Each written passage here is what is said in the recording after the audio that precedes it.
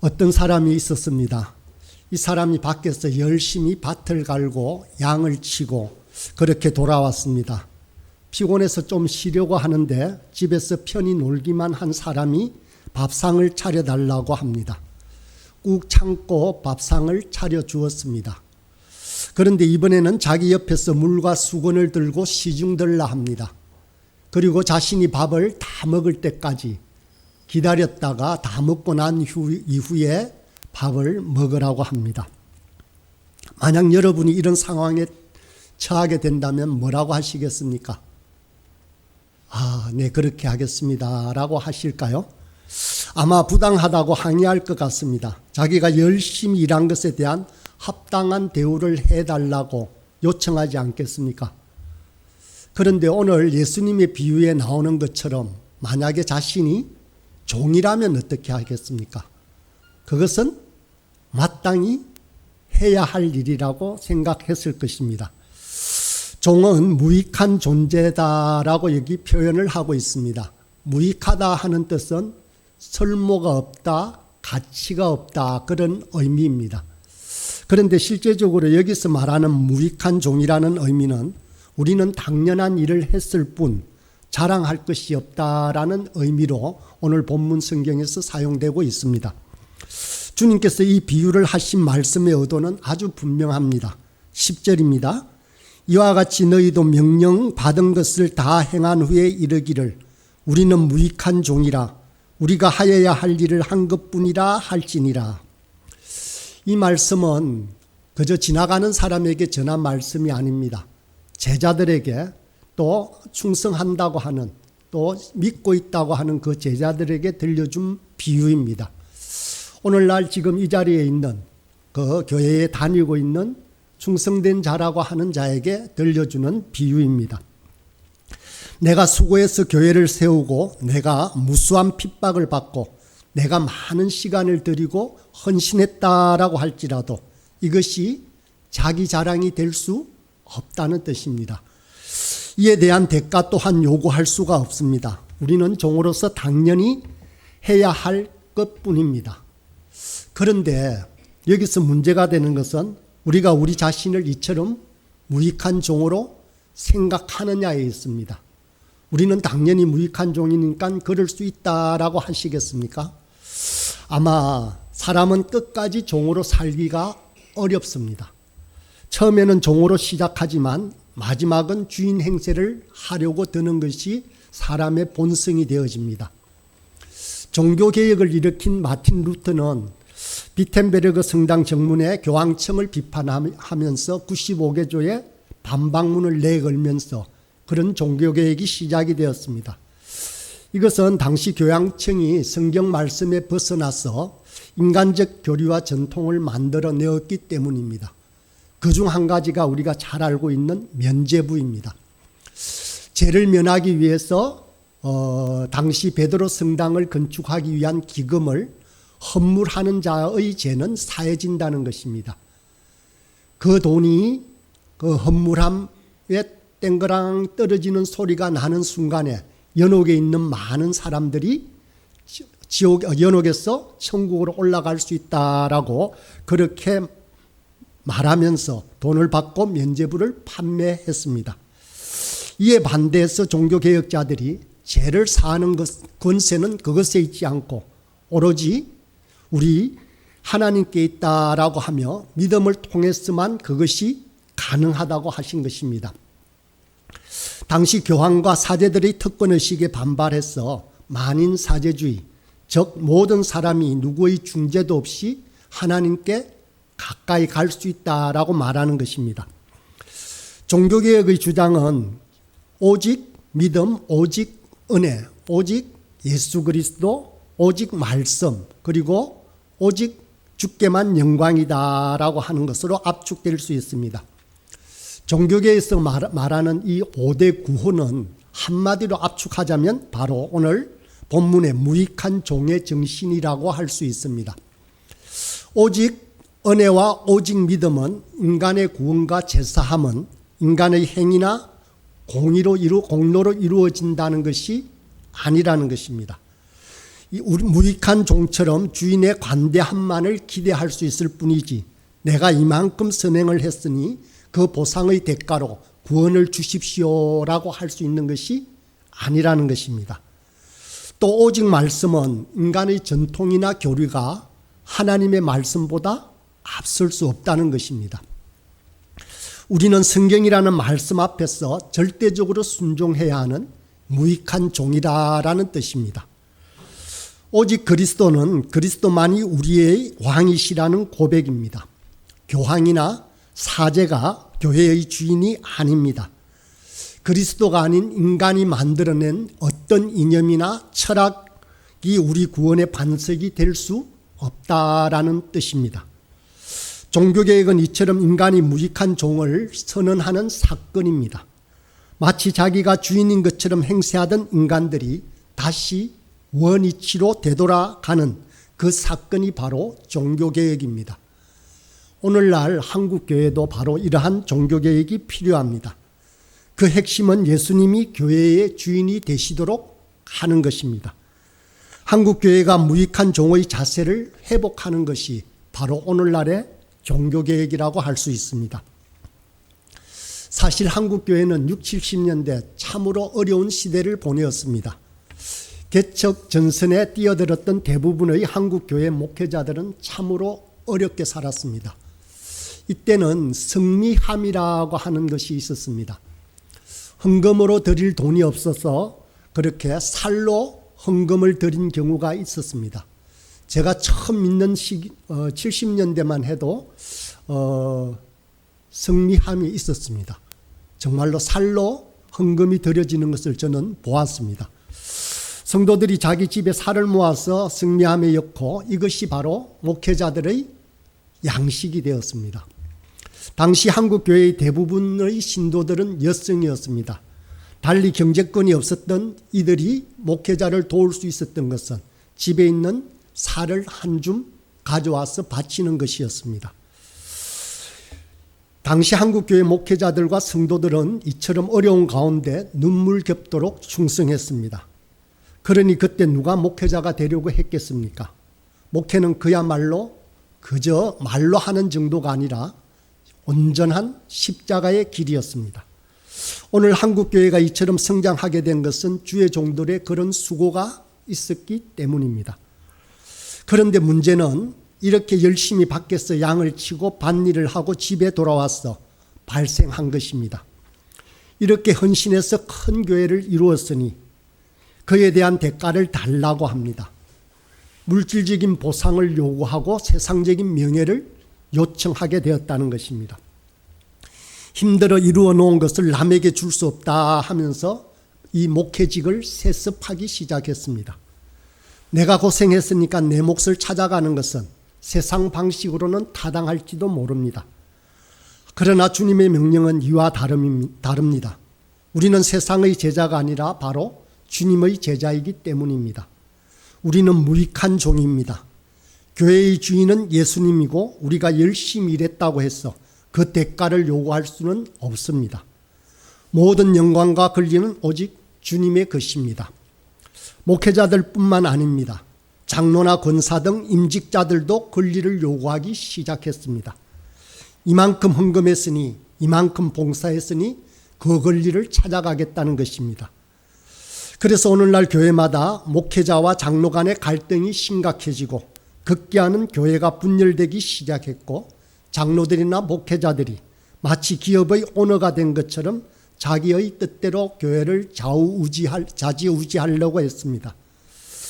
교회 안에 인간의 소리가 너무 많이 난다는 것이죠. 그러나 우리는 단지 무익한 종일 뿐입니다. 아무리 많은 헌신과 봉사를 했다라고 할지라도 나는 아무 권리가 없습니다. 무익한 종의 자세를 잃어버린 한국교회가 다시 이 정신을 회복하는 것이 이 시대에 요구되는 종교개혁이라고 할 수 있는 것입니다. 사람은 처음 모습만 가지고 판단할 수 없습니다. 끝까지 무익한 종의 자세를 취하는 사람만이 진실된 하나님의 종이라고 할 수 있습니다. 그래서 실제 우리는 무익한 종들입니다. 이 사실을 분명히 알아야 합니다. 모든 계획을 세우시고 성취하시는 분은 바로 우리 하나님 한 분뿐이십니다. 바울은 고린도전서 3장에서 이렇게 말씀합니다.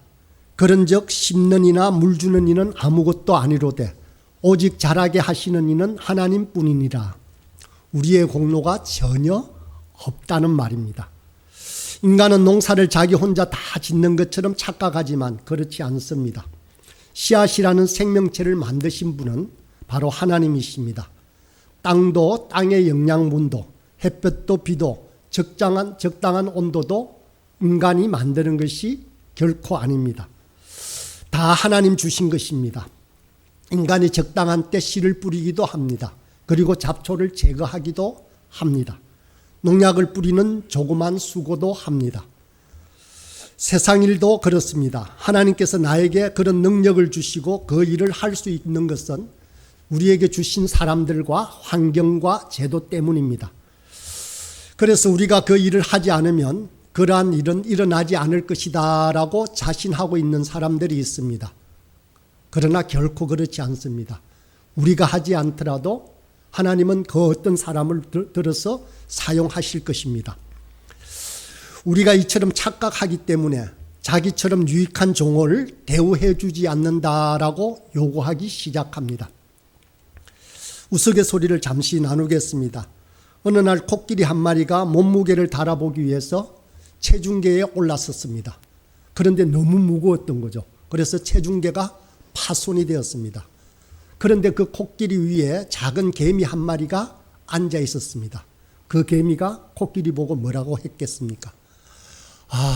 우리 둘이 올라가니까 체중계가 부서지네 라고 했답니다. 이처럼 우리의 모습도 그렇습니다. 모든 것이 하나님의 은혜인데도 불구하고 자기 능력으로 된 것 마냥 착각을 합니다. 우리는 그렇지 않겠지 하면서 간혹은 그러고 있는 우리 자신을 발견할 때가 있습니다. 고린도후서 4장 7절에 사도 바울은 이와 같이 말합니다. 우리가 이 보배를 질그릇에 가졌으니 이는 심히 큰 능력은 하나님께 있고 우리에게 있지 아니함을 알게 하려 함이다 라고 했습니다. 우리는 질그릇입니다. 질그릇이 영광스러운 것이 아닙니다. 이 질그릇 속에 담겨있는 보배가 영광스러운 것입니다. 내 안에서 그리스도가 온전히 높아질수록 그릇인 질그릇도 온전한 그릇이 되는 것입니다. 인간관계에서도 이런 무익한 종의 자세가 필요합니다. 다른 사람에게 나누어주고 베푸는 삶이 아름답습니다. 자기 권리를 주장하기 시작하면 인간관계는 추해지기 시작합니다. 섭섭하다는 말이 그래서 나오는 것입니다. 나를 알아주지 않기에 나에게 정당한 대우를 해주지 않기에 섭섭한 마음이 듭니다.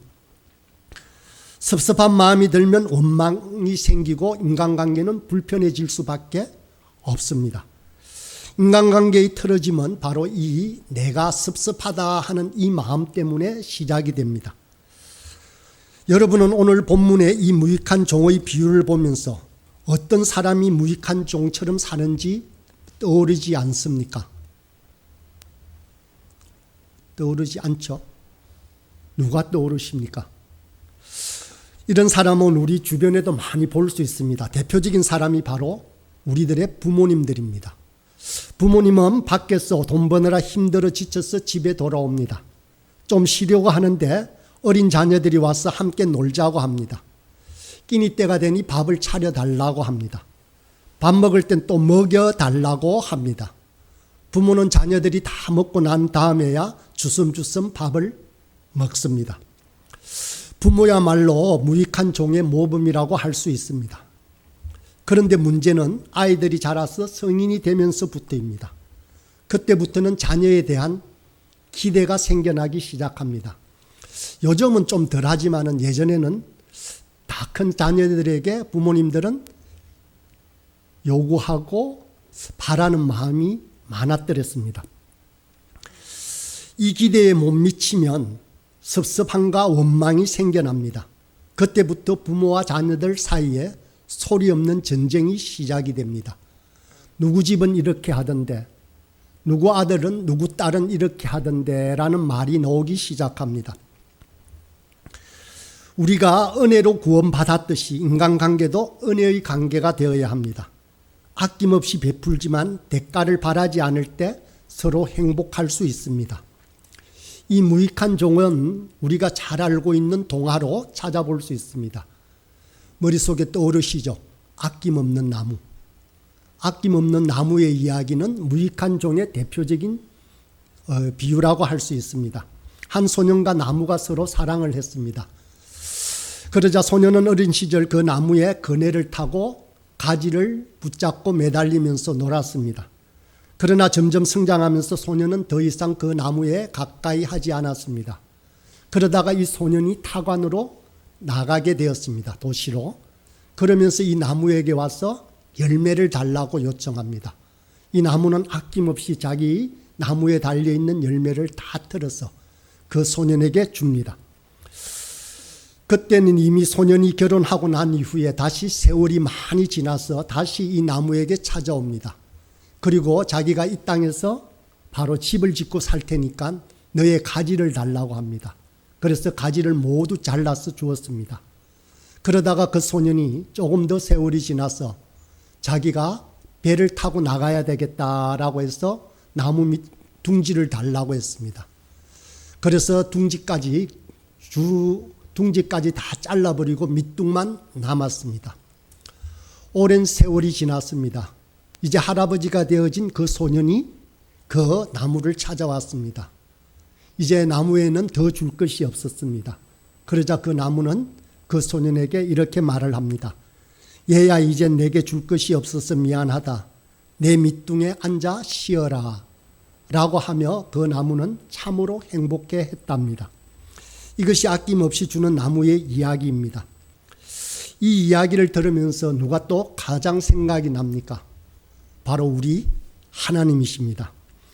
무익한 종은 어떤 의미에서는 우리가 믿는 하나님이 가장 좋은 본을 보여주셨습니다. 하나님은 우리 인간들을 위해서 아낌없이 내어주시는 분이십니다. 하나님은 우리에게 생명을 주셨습니다. 인간이 살 수 있도록 우주와 자연을 만들어 주셨습니다.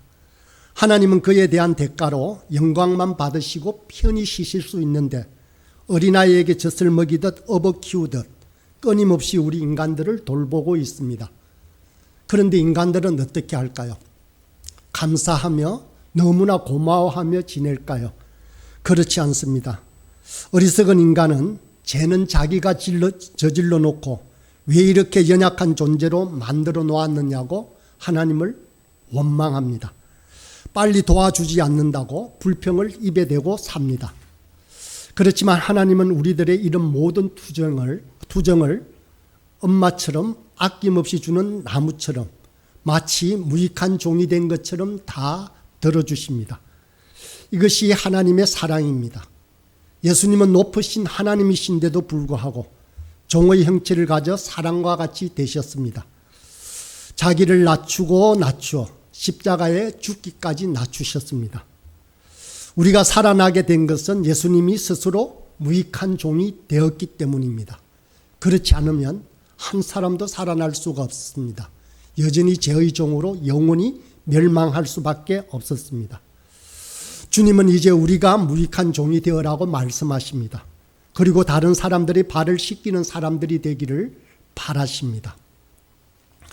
놀라운 진리는 바로 우리가 무익하게 될 때 유익한 존재가 된다라는 사실입니다.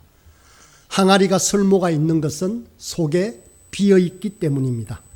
내 스스로가 무익한 존재가 될수록 하나님은 그 안에 많은 보화들을 담아 주십니다. 주님께서 쓰셨던 사람들은, 주님께서 사용했던 사람들은 스스로를 무익하다고 고백했던 자들입니다. 성경 속에는 이런 무익한 자들이 너무도 많이 있습니다. 모세는 그 나이 80의 부르심을 받았을 때 모세의 입에서 나온 말은 하나님, 저는 할 수 없습니다. 저는 입술이 둔합니다. 사람들이 안 믿으면 어떻게 합니까? 보낼 만한 자를 보내소서라고 하면서 계속 물러났습니다. 이런 설모없는 모세가 하나님의 손에 들릴 때 그 누구보다도 엄청난 일을 했습니다.